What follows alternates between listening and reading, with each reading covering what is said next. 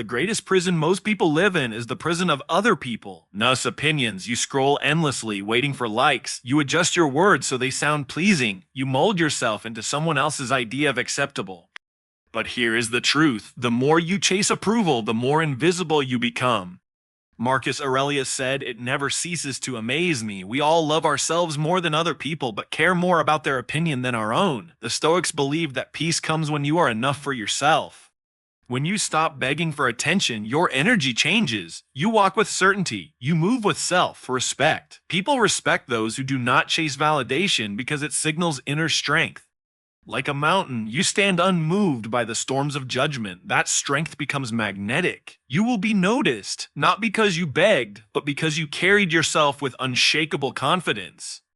The moment you stop asking, "Do they like me?" and start asking, "Do I respect myself?" is the moment you become impossible to ignore. Talk is cheap, and the world is drowning in noise. People speak to fill silence, not to deliver wisdom. The Stoics, however, understood the power of restraint. Epictetus said, "If you want to improve, be content to be thought foolish and stupid. Now do not fear silence. Do not fear holding your tongue, because the one who speaks rarely but wisely commands attention."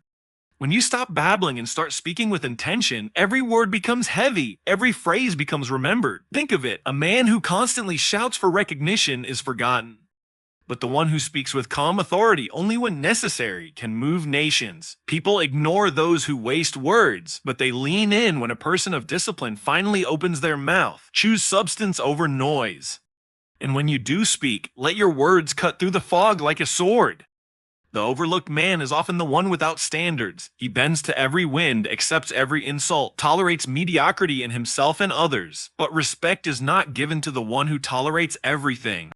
It is given to the one who stands for something. Seneca wrote, "It is not the man who has too little, but the man who craves more. That is poor. If you do not set limits, if you do not demand discipline from yourself, you live poor in spirit, and the world will reflect back that poverty by ignoring you. Standards are not rules you impose on others. They are codes you impose on yourself. How you dress, how you work, how you carry yourself in the smallest tasks. Discipline in private becomes respect in public. Stop living as if nothing matters. The one who sets standards becomes rare, and in a world full of the careless, rarity is never overlooked. Desperation repels. When you chase people, whether for love, friendship, or approval, you announce to the world, "I have no value unless you validate me." And people sense it. They run. The Stoics believed that self-respect is the foundation of respect from others. Epictetus said, "How long will you wait before you demand the best for yourself? If someone ignores you, let them. If someone undervalues you, walk away. Because when you stop chasing, you shift the power. Those who once overlooked you begin to wonder. Your silence speaks louder than their indifference." And strangely, the moment you stop pursuing, they start seeking. The world respects those who walk away with dignity. Never again lower your value by begging to be noticed. Your worth is not up for negotiation. Comfort is a slow poison. It softens the spirit, dulls the edge, and makes you forgettable. Nobody remembers the man who chooses the easy path, but everyone remembers the one who embraces difficulty.